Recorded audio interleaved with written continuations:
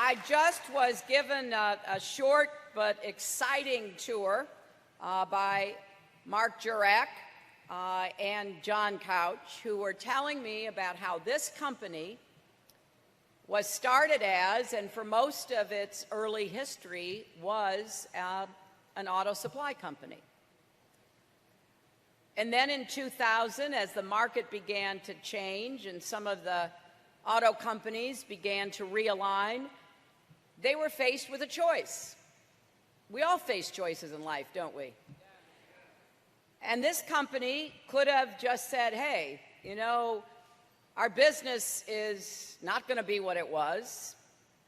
We got to just fold up.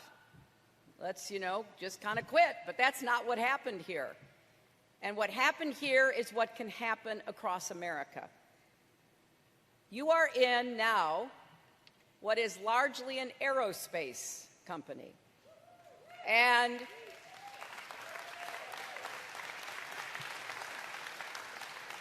because of the workforce and the work ethic and the commitment of Futuramic, you are seeing the future unfold. So I got to see what's happening here to help build the SLS rocket that is going to go from Macomb to Mars.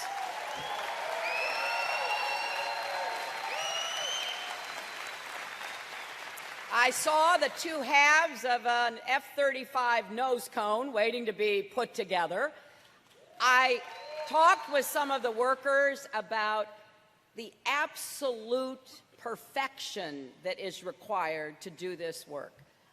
And what I believe with all my heart is that what's happening here can happen in so many places if we put our minds to it, if we support advanced manufacturing, if we are the kind of country that once again understands how important it is to build things. We are builders, and we need to get back to building.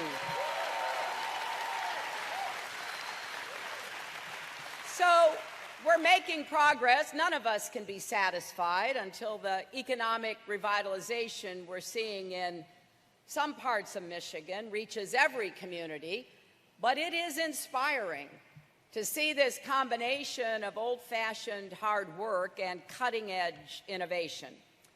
And I know my opponent in this election was here in Michigan about a week ago, and it was like he was in a different place. When he visited Detroit on Monday, he talked only of failure, poverty, and crime. He is missing so much about what makes Michigan great.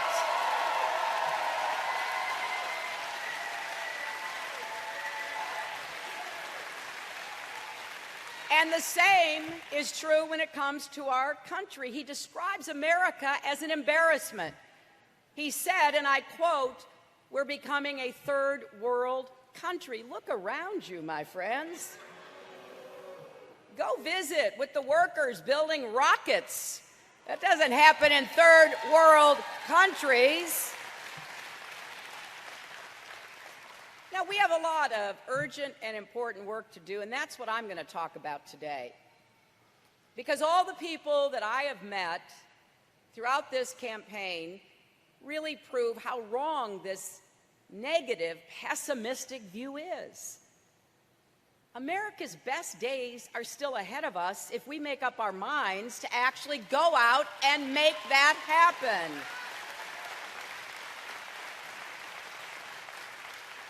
Just consider our assets. We have the most dynamic, productive workforce in the world, bar none. We have the most innovative businesses, the top colleges, universities, community colleges, training programs in the world, and the best science and technology. We have enormous capacity for clean energy production. We are resilient, determined, hardworking. There is nothing America can't do if we do it together. And I know this because this is how I was raised. And I don't think Mr. Trump understands any of it. He hasn't offered any credible solutions for the very real economic challenges we face. Now, those challenges emerged long before the Great Recession, and they have persisted through our recovery. There is too much inequality, too little upward mobility. It is just too hard to get ahead today. But there are common sense things that your government could do that would give Americans more opportunities to succeed.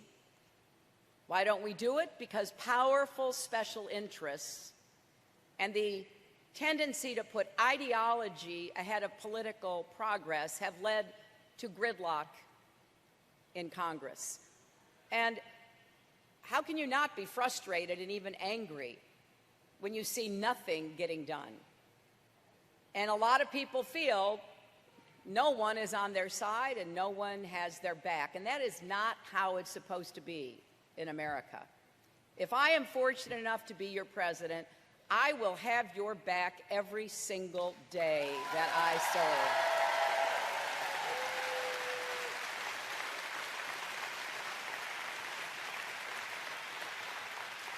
And my mission in the White House will be to make our economy work for everyone, not just those at the top. This is personal for me. I am the product of the American middle class. I was born in Chicago. I was raised in a suburb. But my grandfather worked at the Scranton Lace Mill in Scranton, Pennsylvania for 50 years.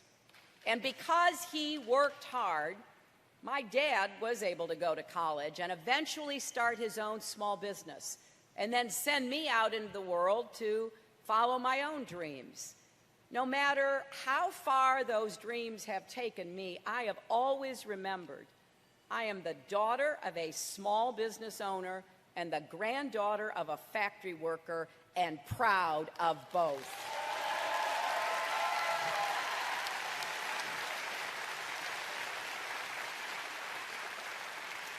So here's what I want. I want every American family to be able to tell the same story. If you work hard, you do your part, you should be able to give your children all the opportunities they deserve. That is the basic bargain of America. Now, whether we will be able to renew that bargain on even better terms for the 21st century depends in large measure on the outcome of this election. So here are 4 questions that I hope the American people will ask of both candidates, and that the answers should help make your choice in November crystal clear. First, which candidate has a real plan to create good-paying jobs? Second, who will restore fairness to our economy and ensure that those at the top pay their fair share of taxes?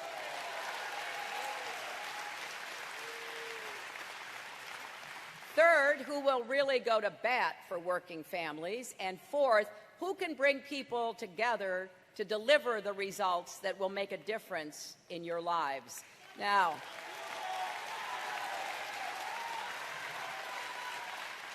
I hope that after giving a fair hearing to both sides, you will join the millions of people across our country supporting this campaign, not just Democrats, but a growing number of Republicans and independents as well. Now, when it comes to creating jobs, I would argue it's not even close. Even conservative experts say Trump's agenda will pull our economy back into recession.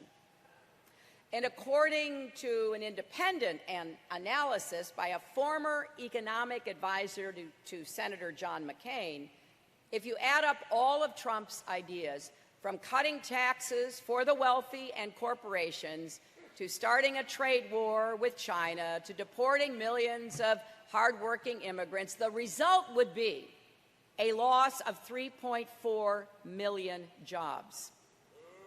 Now, by contrast, the same analysts found that with our plans, the economy would create more than 10 million new jobs.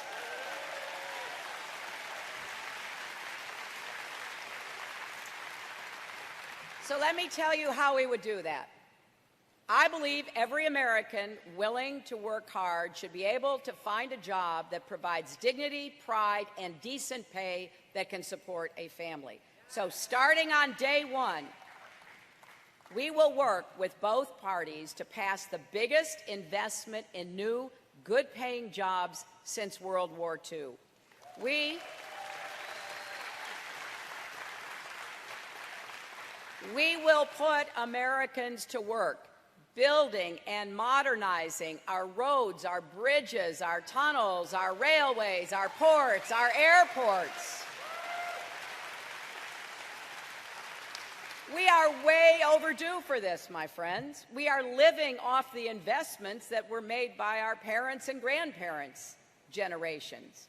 We will also help cities like Detroit and Flint connect underserved neighborhoods to opportunity-expanding, affordable housing, and we will repair schools and failing water systems as well.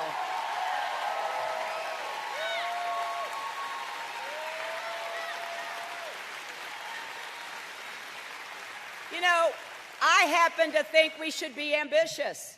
While we're at it, let's connect every household in America to broadband by the year 2020.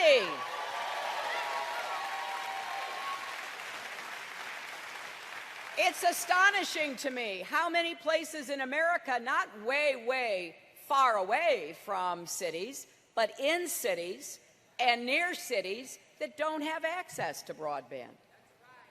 And that disadvantages kids who are asked to do homework using the internet.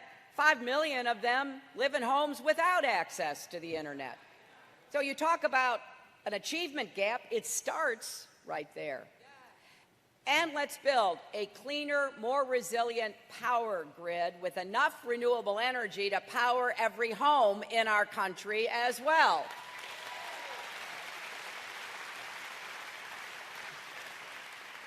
Some country is going to be the clean energy superpower of the 21st century and create millions of jobs and businesses. It's probably going to be either China, Germany, or America. I want it to be us. We invent the technology, we should make it and use it and export it, which will help to grow our economy. And here's something that you don't always hear enough of from Democrats.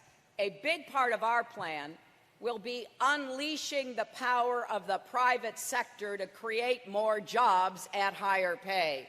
And that means, for us, creating an infrastructure bank to get private funds off the sidelines and complement our private investments. $25 billion in government seed funding could unlock more than $250 billion and really get our country moving on our infrastructure plans. And we're going to invest $10 billion in what we're calling Make It in America partnerships to support American manufacturing and recommit to scientific research that can create entire new industries. When Mark and John were giving me the tour and I was talking to some of the workers along the way and asking them where some of the precision machinery came from that is being used here at Futuramic, what I hear all over the country, Germany, Japan, Italy, I want to bring that precision manufacturing back to the United States. There is no reason we can't begin to make those machines ourselves and supply the rest of the world instead of buying from somewhere else. Let's also expand incentives like the new market tax credits that can bring businesses, government, and communities together to create good jobs in places that have been left out and left behind. From neglected neighborhoods in Detroit and Flint to logging country, coal country, Native American communities, from rural areas ravaged by addiction and lost jobs to industrial regions hollowed out when factories closed.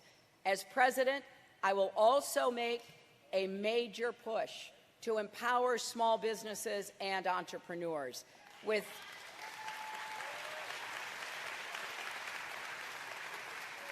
new national initiatives to cut red tape at every level and expand access to credit, especially through community banks and credit unions. I will propose a new plan to dramatically simplify tax filing for small businesses.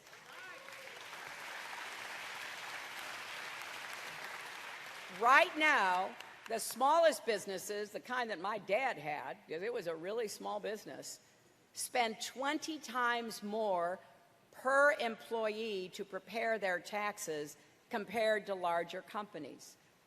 It should be as easy as printing out a bank statement. Let's free entrepreneurs to do what they do best: innovate, grow, and hire. As Mark said, this company started because of a drive down a road and thinking about it, talking about it, then seeing one of the old Oldsmobile Futuramics and deciding, hey, not only do I have an idea, I've got a name. In America, if you can dream it, you should be able to build it. And we're going to get back to doing that.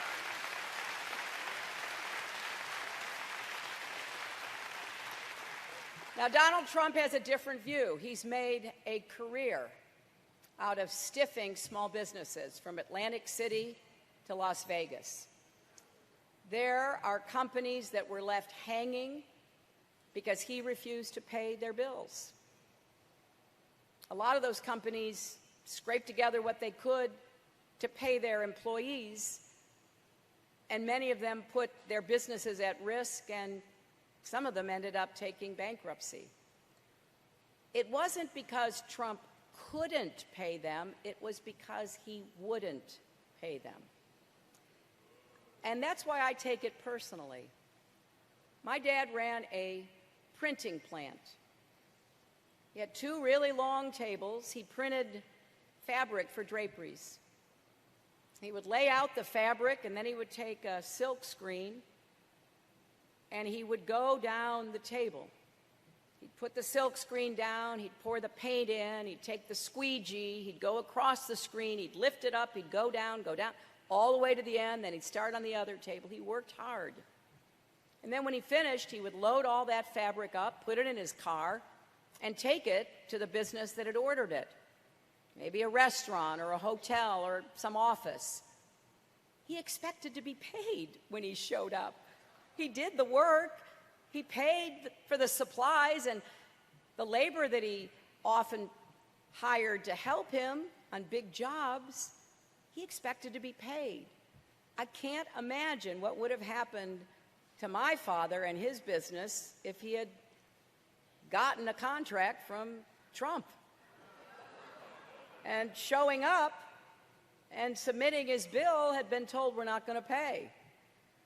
And if you don't like it, sue us. My father never could have sued a big organization like that. I just don't understand it. I've met all kinds of workers, painters, plumbers.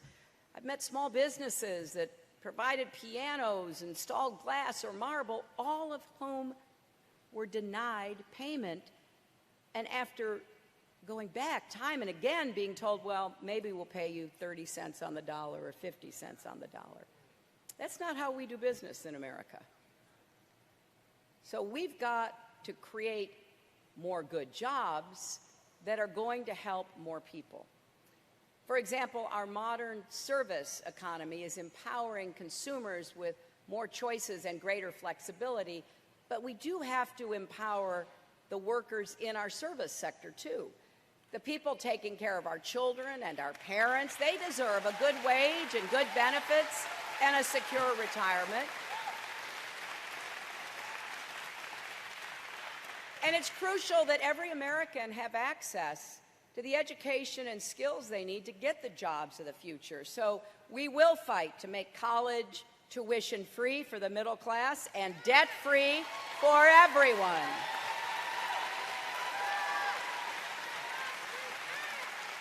We will also liberate millions of people who already have student debt by making it easier to refinance and repay what you owe as a portion of your income so you don't have to pay more than you can afford.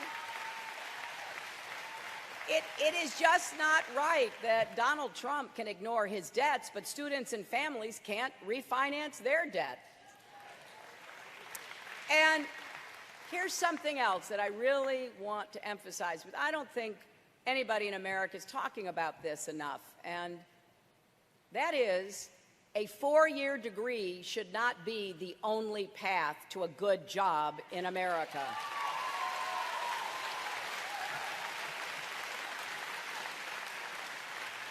You should be able to learn a skill, practice a trade, make a good living doing it. So many Americans have the talent and the will to succeed, whether they're kids right out of high school or older people displaced by automation and outsourcing.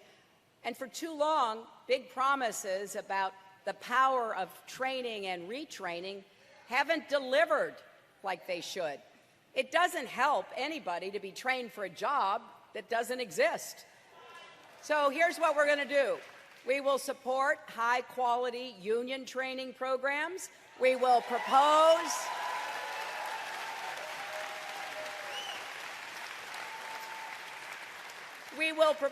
new tax credits to encourage more companies to offer paid apprenticeships that let you earn while you learn. We will do more, including a national campaign to dignify skills training across the board.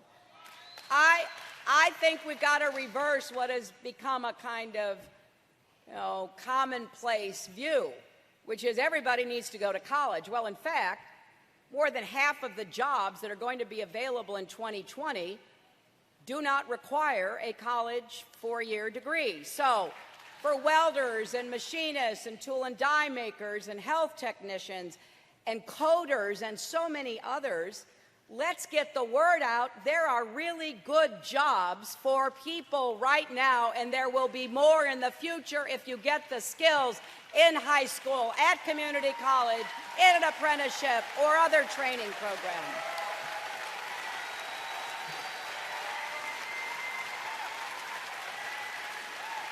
And I want to acknowledge the great role that the community college here in Macomb County has played in working with companies like this one to make sure people do have the skills. Now, I imagine some of you might be thinking, well, that all sounds good, but what about trade?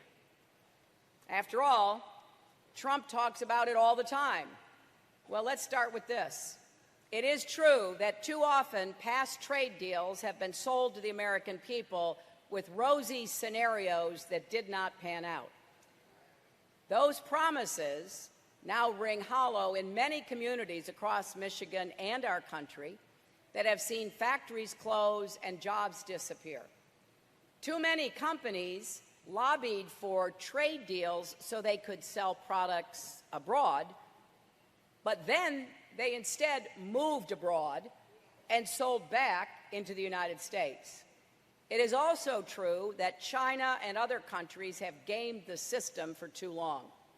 Enforcement, particularly during the Bush administration, has been too lax. Investments at home that would make us more competitive have been completely blocked in Congress, and American workers and communities have paid the price. But the answer is not to rant and rave or cut ourselves off from the world. That would end up killing even more jobs. The answer is to finally make trade work for us, not against us. So my message to every worker in Michigan and across America is this: I will stop any trade deal that kills jobs or holds down wages, including the Trans-Pacific Partnership.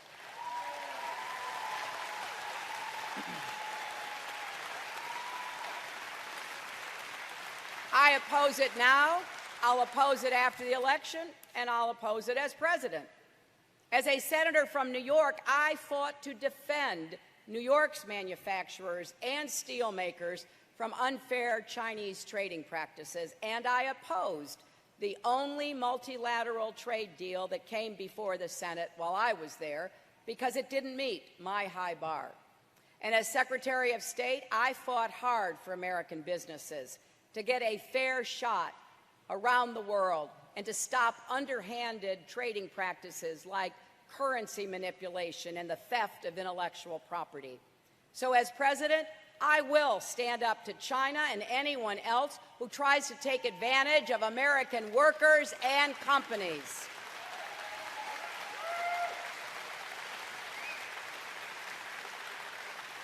And I'm going to ramp up enforcement by appointing, for the first time, a chief trade prosecutor. I will triple the number of enforcement officers, and when countries break the rules, we won't hesitate to impose targeted tariffs.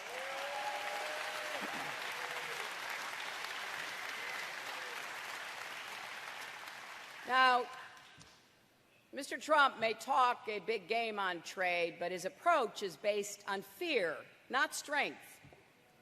Fear that we can't compete with the rest of the world, even when the rules are fair. Fear that our country has no choice but to hide behind walls. If Team USA was as fearful as Trump, Michael Phelps and Simone Biles would be cowering in the locker room, afraid to come out to compete.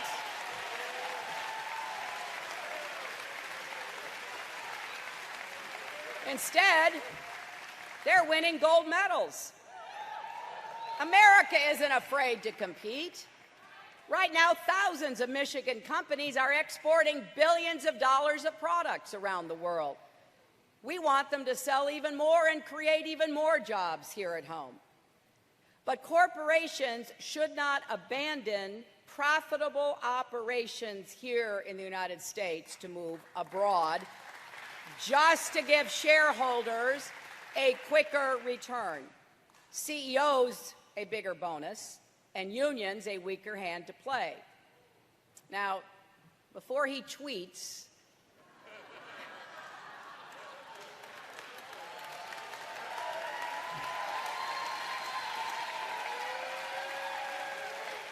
about how he's really the one who will put America first in trade, let's remember where Trump makes many of his own products, because it sure is not America.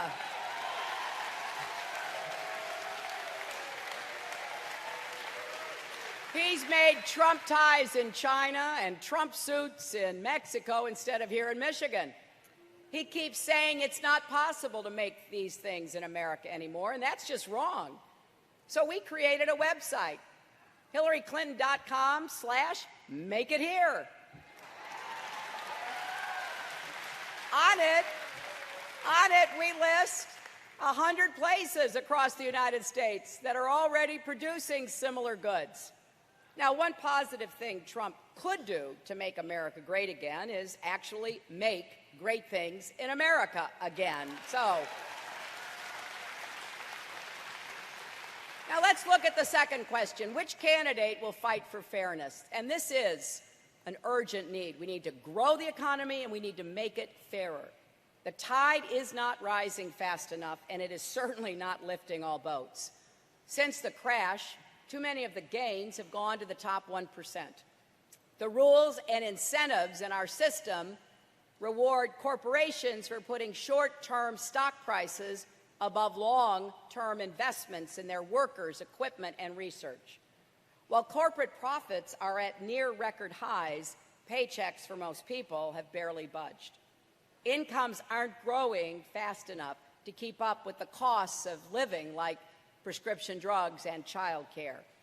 I believe that every employee, from the CEO suite to the factory floor, contributes to a business's success. So everybody should share in the rewards, especially those putting in long hours for little pay. So I'm proposing a new tax credit to encourage more companies to share profits with workers. And more broadly, we will fight for a more progressive more patriotic tax code that puts American jobs first.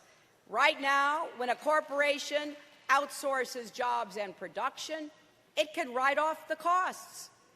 We must stop that, and we must make them pay back any tax breaks they ever received from any level of government in our country.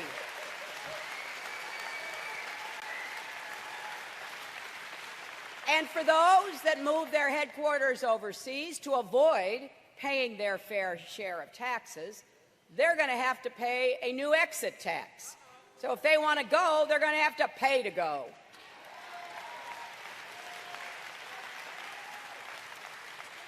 And Wall Street corporations and the super rich should finally pay their fair share of taxes. That's why I support the so-called Buffett rule, because multimillionaires should not be able to pay a lower tax rate than their secretaries.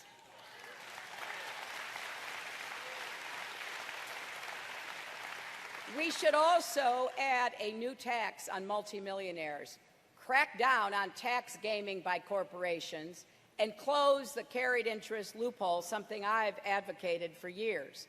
Now, compare what Trump says. Now, there is a myth out there that he will stick it to the rich and powerful because somehow he's really on the side of the little guy. Don't believe it. Not when he pledges to rip up basic rules that hold corporations accountable, when he wants to scrap regulations that stop polluters from poisoning the air our children breathe and the water we drink, let insurance companies write their own rules again.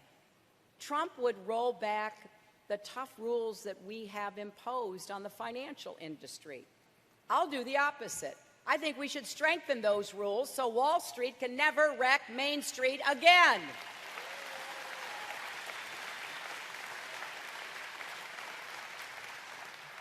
Trump even wants to abolish the Consumer Financial Protection Bureau, a new agency that has already returned more than $11 billion to 25 million Americans who were taken advantage of by corporations. Why would you get rid of that? Billions in tax cuts to big corporations, millionaires, and Wall Street money managers. That would explode our national debt and eventually lead to massive cuts in priorities like education, health care, and environmental protection. In his speech on Monday, he called for a new tax loophole. Let's call it the Trump loophole, because it would allow him to pay less than half the current tax rate on income from many of his companies. He'd pay a lower rate than millions of middle-class families. One nonpartisan expert at the Tax Policy Center described this plan as, and I quote, a really nice deal for Donald Trump. Of course, it's hard to say how nice, because he refuses to do what every other presidential candidate in decades has done and release his tax returns.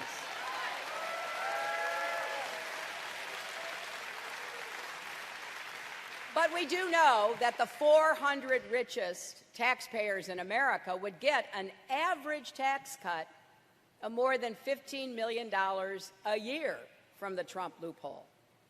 And then there's the estate tax, which Trump wants to eliminate altogether.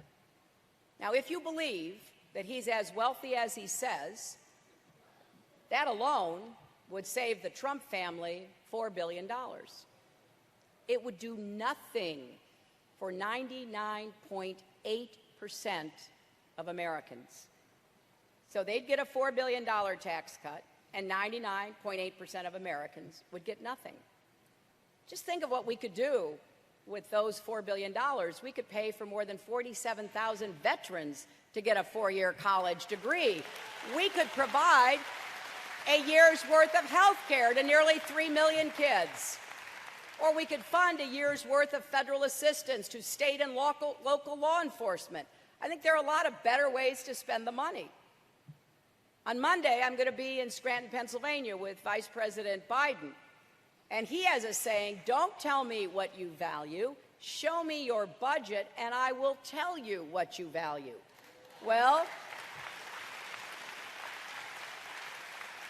Donald Trump wants to give trillions in tax breaks to people like himself. I want to invest it in veterans, our kids, our police officers, and so much more. And you can then draw your own conclusion about values. Now, it's true that both of us have proposed to cut taxes for middle-class families. He's making a big promise. But his advisors have said, his own advisors have said, he may not stand by them. Instead, the tax cuts he doubled down on in his speech in Detroit on Monday offer trillions to the richest Americans and corporations.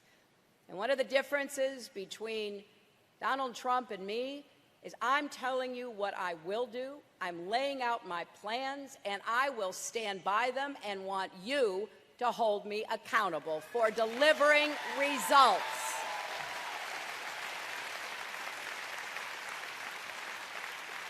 You know, this all reminds me of that old saying, if it sounds too good to be true, it probably is.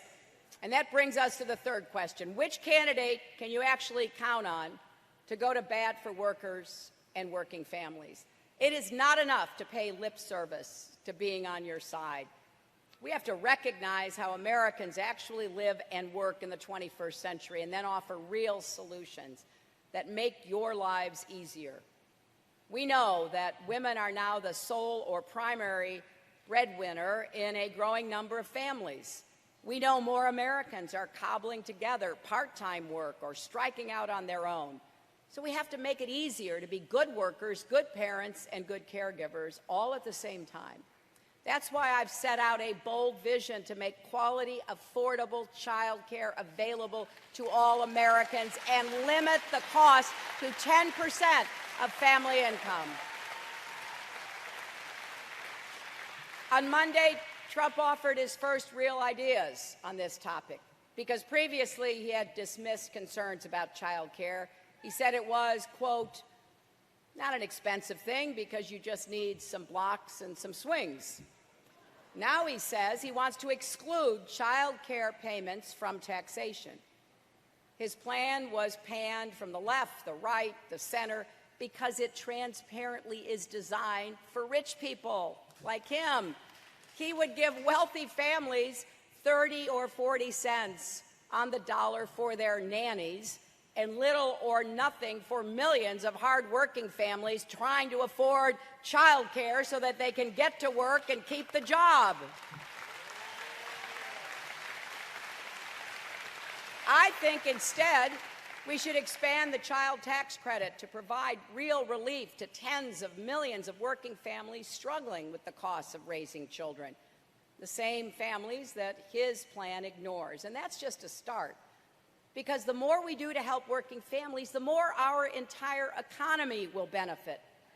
For example, guaranteeing equal pay won't just increase paychecks for women, it will boost family budgets and get incomes rising across the board. And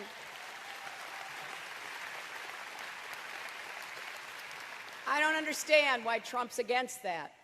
Paid family leave won't only make life easier for moms and dads, it will also keep skilled, talented Americans in the workforce and grow our economy. That's why every other advanced country already has it. Again, he's against it. Raising the federal minimum wage won't just put more money in the pockets of low-income families. It also means they will spend more at the businesses in their neighborhoods. This is something that even the original automakers understood way back at the beginning of the 20th century when they decided to pay the unbelievable sum of $5 a day to auto workers. And when they were criticized by other businesses, how can you pay that much? They had the best answer: we want people to be able to buy our cars. This is economics 101. We need to get incomes and wages rising, and it will help the whole economy grow and be fairer. And Protecting and expanding Social Security doesn't just help older Americans retire with dignity, it helps to ease burdens on families and communities. And I also believe the same thing about comprehensive immigration reform. We already have millions of people working in the economy and paying $12 billion a year to Social Security, even though they are undocumented. So by moving toward reform, we will unleash a lot of new income and growth, and we will level the playing field so that American workers can't be taken advantage of because undocumented workers can be exploited by employers, which is one of the reasons we have this disconnect. And finally, strengthening unions doesn't just serve members, it leads to better pay and benefits and working conditions for all employees. So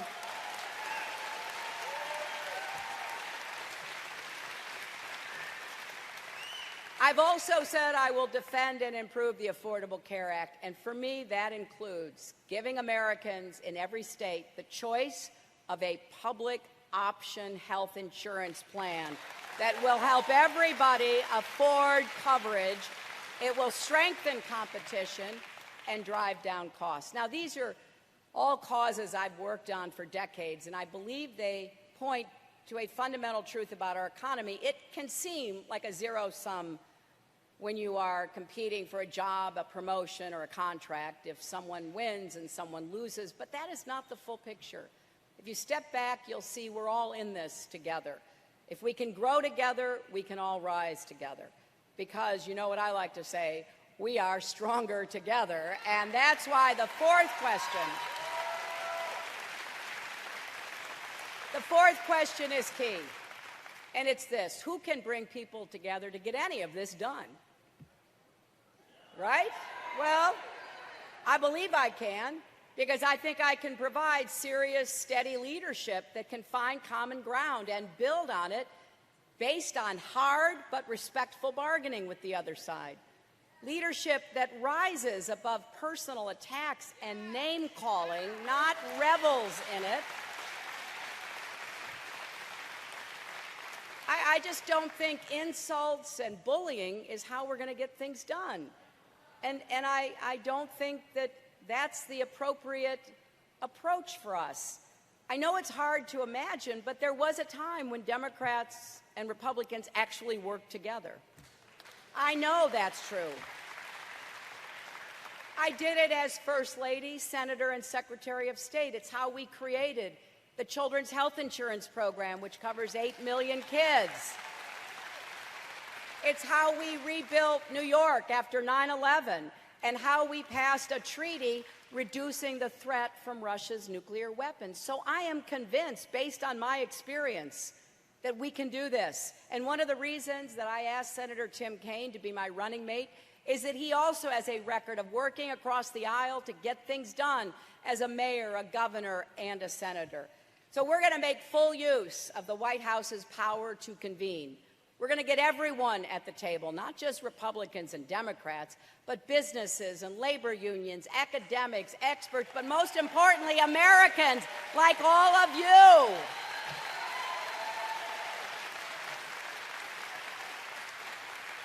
I think there are a lot of great ideas out in America, and I want you to have a say in your government, and that means we've got to get unaccountable money out of politics, overturn Citizens United, and expand voting rights, not restrict them.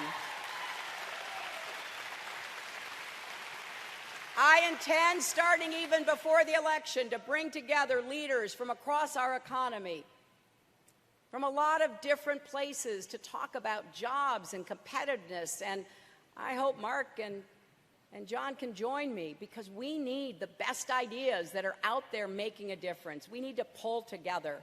The bottom line is this: I'm running for president to build an economy that works for everyone, not just those at the top. And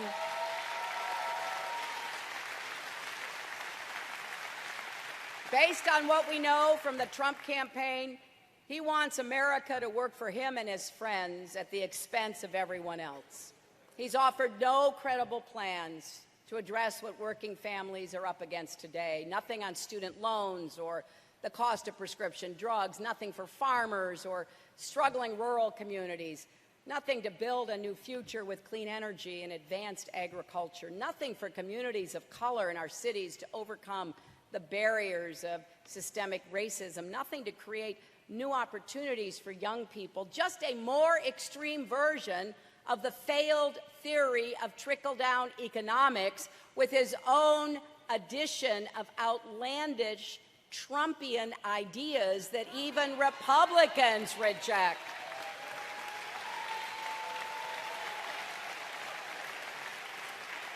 And as we heard him say at his convention, he may believe that he alone can fix our country, but clearly he doesn't know the people of Michigan.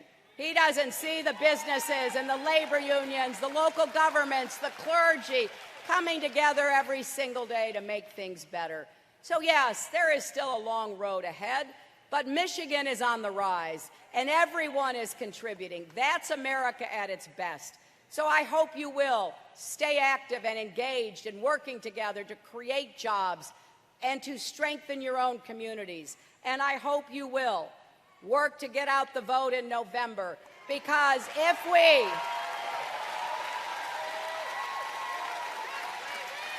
are able to win, then I want you all to work with me to build the kind of progress that America deserves to see. We're going to do this together. We are stronger together. Let's go out and build the future. Thank you all. God bless you.